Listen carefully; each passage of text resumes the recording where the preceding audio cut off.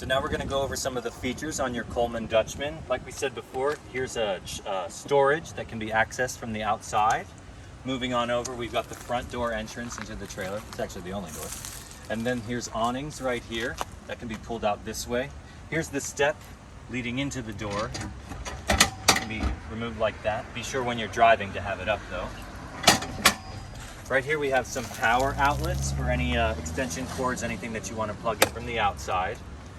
Moving over, this is involved with the hot water heater, but you generally won't need to mess with this. However, be sure not to put anything in front of it because it gets quite hot. Moving around the side, here's the jack in case you need to lift it up for some reason. We've got a sewage outlet right there. So here we'll have the jack. And you'll want to use that when you're parked at your campsite. It can help stabilize the trailer just in general. And if there's unlevel ground, you also can help stabilize the trailer using the jack that way. You'll find this in the storage container at the front of the trailer. Just an example of how to use the jack. You'll put that there on the nut and then lower like this. To clear out the septic, first, take this hose out from the back bumper like so. And this end will connect here. So you'll remove the cap like so. Feed the teeth onto those little notches like so. And then you'll go to the camp hookup, which will have a separate piece, a pipe like that. So you'll place this in there. Next, this piece. And then you'll hook this up to here, just like that.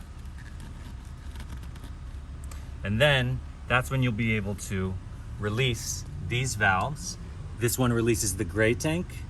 This one releases the black tank, so you want to be careful that that's all connected and it'll flow out this direction.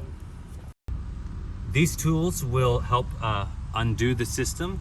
So you just align them up opposite like this and counter twist.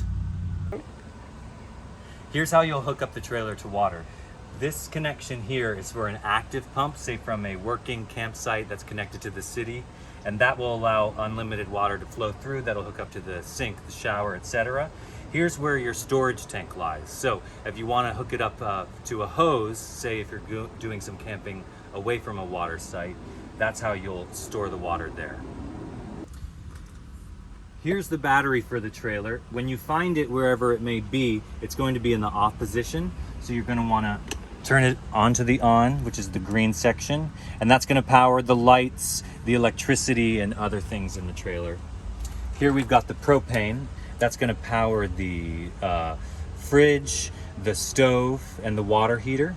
It should be in a closed position when you find it. So you just want to turn it in the direction of open, like that. Be sure to check the meter on your propane because somebody might not have been by to check it, so you'll want to check it yourself. Green means that there's plenty of propane in there. When it's getting to the yellow, you might want to make a stop and get some refueled. A little bit on refueling the propane. You can find refueling tanks sometimes at campsites, but also RV dealers, and if you need to replace it, you can replace it at a Walmart or any retailer that will replace propane. To remove it, make sure that it's in the closed position on the top here. You're going to need to unscrew this little nut there to loosen this bit, and then you'll unscrew the line here, and then you'll be able to remove the tank like that.